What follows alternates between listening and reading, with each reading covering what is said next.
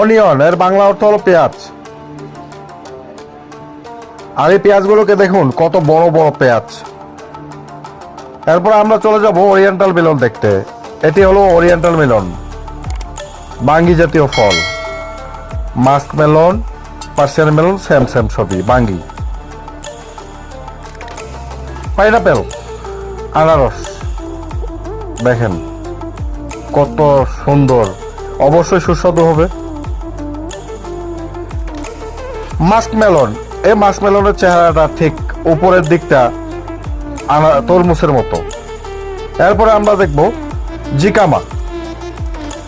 এই জিকামা বাংলা অর্থ হলো কেশর, শাকালু ইত্যাদি। এটি হলো সুইট পটেটো, মিষ্টি আলু।